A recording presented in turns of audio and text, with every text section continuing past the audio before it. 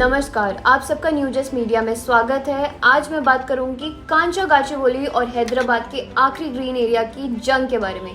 क्या आपको पता है हैदराबाद का एक ऐसा हरा भरा जंगल जो यूनिवर्सिटी ऑफ हैदराबाद के पास था, अब खत्म होने की कगार पर है।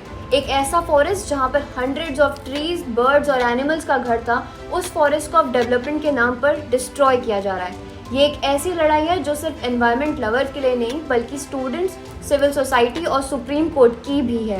क्या हम इस ग्रीन कवर को बचा पाएंगे या फिर ये हैदराबाद के अर्बन एक्सपेंशन की कुर्बानी बन जाएगा? आज हम बात करेंगे एक ऐसे इशू पर जो सिर्फ एनवायरनमेंट से नहीं बल्कि हैदराबाद के पॉलिटिक्स, सोसाइटी और यहाँ के लोगों के फ्यूचर से भी जुड़ा है। हम बात कर रहे हैं कांचा गाचीबोली फॉरेस्ट की, जो यूनिवर्सिटी ऑफ हैदराबाद के बिल्कुल पास स्थित है। 31 मार्च 2025 को इस फॉरेस्ट एरिया पर एक बड़े ऑपरेशन की शुरुआत हुई जिसमें हेवी बुलडोजर्स का इस्तेमाल किया गया और इस फॉरेस्ट को डेवलपमेंट के लिए हटाया जा रहा है। कांचा गाचीबोली एक वक्त में जो लश ग्रीन था, अब धीरे धीरे एक अर्बन डेवलपमेंट प्रोजेक्ट की वजह से खत्म हो रहा है।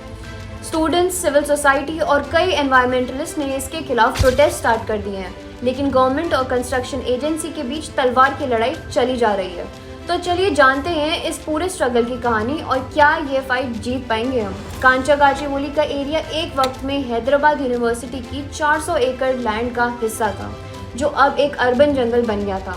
ये जगह 730 पशु पक्षियों का घर थी, यानी कि कई एनिमल्स का घर बना हुआ था। इस जगह में पॉन्ड्स, श्रब्स और लार्ज ट्रीज जो न केवल बायोडाइवर्सिटी को सपोर्ट करते थे बल्कि हैदराबाद के क्लाइमेट को भी रेगुलेट करते थे। पर 2024 में तेलंगाना गवर्नमेंट ने ये जगह TGIIC, Telangana state industrial infrastructure corporation को दे दिया और डेवलपमेंट का काम शुरू कर दिया। गवर्नमेंट ने इस एरिया को IT और मिक्स्ड यूज डेवलपमेंट के लिए एलोकेट किया। कांचा गाचीबोली में 17,700 से ज़्यादा पेड़, जिनमें से 10,000 से ज़्यादा पेड़ कट चुके हैं और इसी प्रोसेस में एनवायरनमेंट का मैसिव डैमेज हो चुका है। जब ये न्यूज़ सामने आई कि कांचा गाचीबोली को बर्बाद किया जा रहा है, तो स्टूडेंट्स और सिविल सोसाइटी के लोग इसके अगेंस्ट प्रोटेस्ट करने लगे।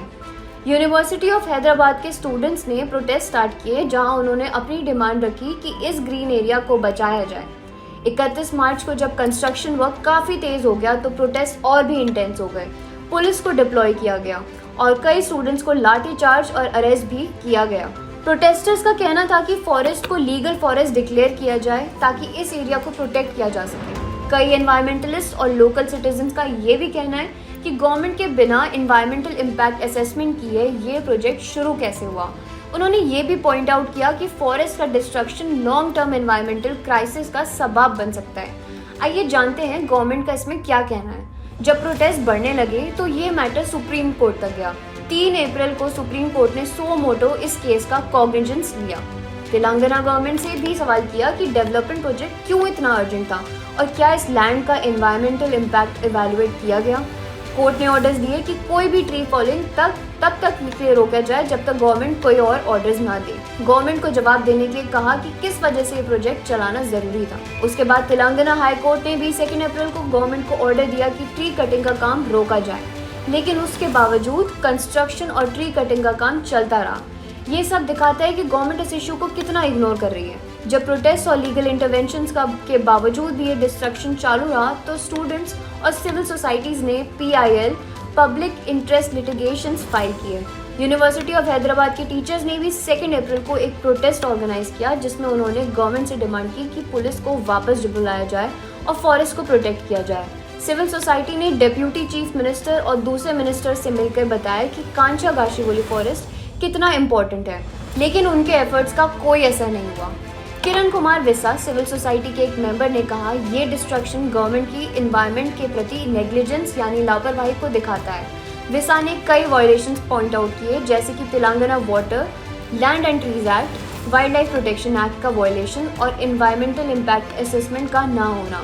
2004 में ये 400 एकड़ ज़मीन जो पहले यूनिवर्सिटी का हिस्सा थी, उसको एक private company IMG academies private limited को स्पोर्ट्स अकेडमी बनाने के लिए दे दिया गया था। 20 साल की लीगल बैटल के बाद 2024 में तेलंगाना गवर्नमेंट ने ये लैंड वापस ले ली और TGIIC को डेवलपमेंट के लिए दे दिया। ये इकोसिस्टम जो श्रब्स और बड़े पेड़ पौधों से भरा हुआ था, अब गवर्नमेंट के लिए एक डेवलपमेंट प्रोजेक्ट बन गया। एनवायरमेंटलिस्ट, स्टूडेंट्स और सिविल सोसाइटीज़ का कहना है कि अगर फॉरेस्ट को डिस्ट्रॉय किया गया तो इसका असर पूरे एरिया की बायोडाइवर्सिटी पर पड़ेगा। स्टूडेंट्स और एनवायरमेंटलिस्ट का डिमांड है कि इस एरिया को फॉरेस्ट स्टेटस दिया जाए, जिससे कि इस जगह को लीगल प्रोटेक्शन मिले।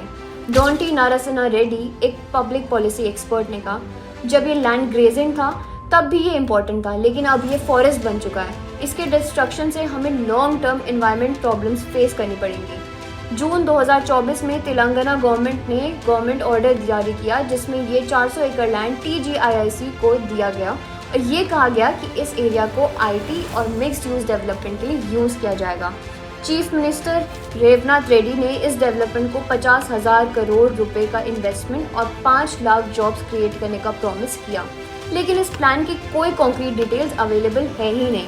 और पब्लिक में ये क्वेश्चन उठा है कि इतनी जल्दी क्यों डेवलपमेंट की जा रही है और इसके लिए कोई प्रॉपर प्लानिंग की ज़रूरत क्यों नहीं थी। यूनियन मिनिस्ट्री ऑफ एनवायरनमेंट ने तेलंगाना फॉरेस्ट डिपार्टमेंट से इस लैंड की क्लियरिंग का डिटेल रिपोर्ट मांगा है और उन्हें Indian forest act, wild life protection act और वन संरक्षण अधिनियम के तहत अप्रोप्रिएट एक्शन लेने के लिए कहा है। इस वक्त सुप्रीम कोर्ट ने इस मैटर को 16 अप्रैल तक नेक्स्ट हियरिंग के लिए लिस्ट किया गया है। तब तक के लिए ट्री फेलिंग को होल्ड ऑर्डर्स दिए गए हैं, पर लोग अब भी इंतजार कर रहे हैं क्या इस ग्रीन स्पेस को बचाया जा सकेगा या सिर्फ एक और कमर्शियल प्रोजेक्ट बन जाएगा। अगर आपको ये वीडियो पसंद आए तो इसे लाइक करें, शेयर करें और सब्सक्राइब करना ना भूलें। हम ऐसे इंपॉर्टेंट इश्यूज़ पर आपको अपडेट देते रहेंगे। धन्यवाद।